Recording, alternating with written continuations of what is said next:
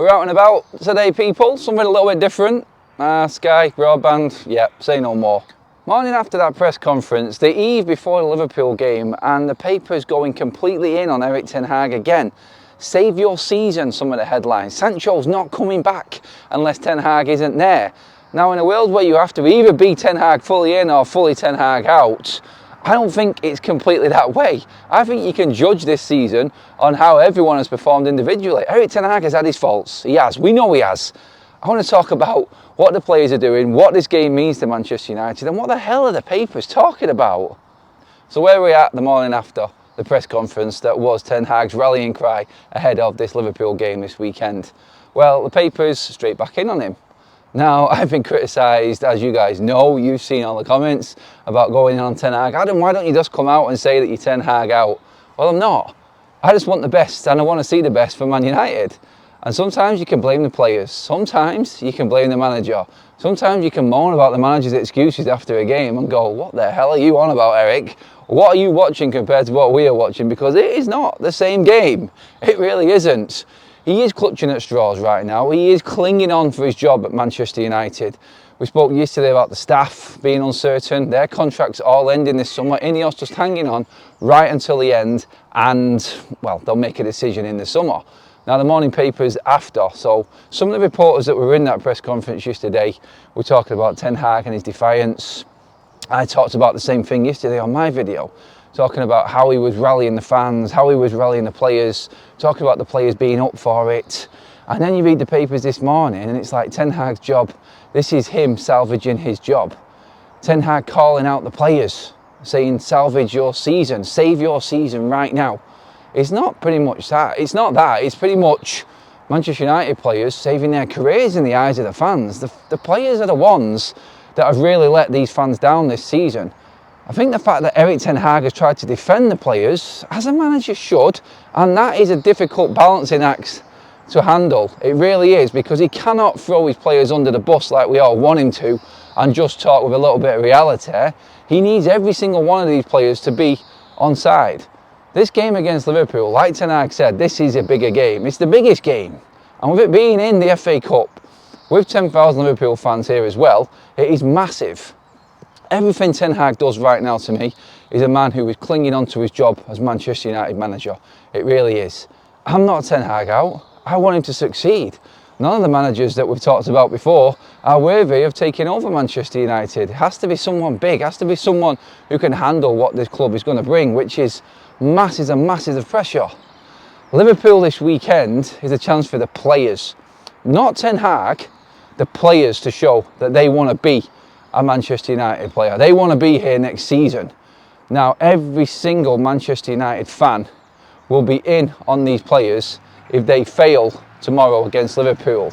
I don't think it's going to be a Ten Hag outcry tomorrow if this goes wrong. I think this is on the players. Unfortunately, in the modern game, you can't get rid of all of the players. So when I say that this is all on the players, the fans will know that, but the fans will automatically turn to one man. Why are we turning to Ten Hag? Because this is what we're used to now. This is how Manchester United deal with things. Getting rid of manager after manager after manager is just the answer to all of Manchester United's problems. It's been that way for the last decade. Ten Hag is the next in line to lose his job. It looks like the writing is on the wall.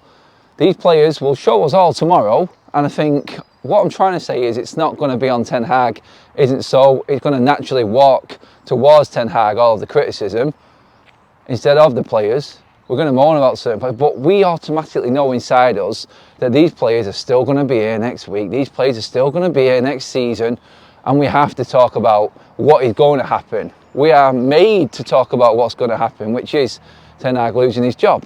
I'm going to be moaning about Marcus Rashford. I'm going to be moaning about Maguire making a mistake or anything on the game like a normal football fan should. But for United fans right now, we're at a stage where it's just every single game we're talking about this, we are just nailing the coffin shut for Ten Hag. But inside we know that it's all about these players. Inside we know that Marcus Rashford is going to get rid of his fifth manager while he's been here at Manchester United since he broke on the scene. There is a common denominator in all of this, and we know it is the players. Unfortunately, we are going to be talking about another manager losing his job. the Sun newspaper talking about Jadon Sancho's not coming back to Manchester United unless Ten Hag is sacked. That tells you everything you need to know. We went on that story the other day, and I tried to balance it between how Manchester United have handled the Jadon Sancho situation to Jadon Sancho being a bit of a slap-tass. Well, not a bit of a slap-tass, a royal slap-tass. The quality of the player is there. We know that. There's a lot of quality in a lot of players that Man United have brought into the football club. But let's be honest, they've not had the mentality to handle what Manchester United are. And we're letting them get away with it season after season after season. And the only hope we've got is that this season, when it finishes, we have a different structure in place. Now, this is my biggest concern.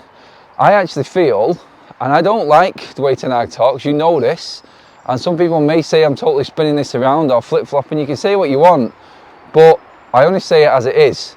I feel this summer, the only way that we move forward is if Ineos actually do not jump the gun. The more and more I think about it, the more I feel like Ten Hag should be there and sacked next season if it's going wrong under the new structure. We cannot afford to be bringing in a new manager and just working exactly the same way as we are doing with these players. This game, this season, this weekend, sorry, is absolutely huge. It is. Ten Hag is right.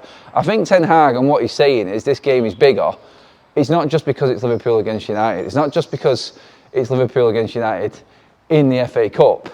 It's because he knows this is the game that's going to show whether these players actually want to be Manchester United players.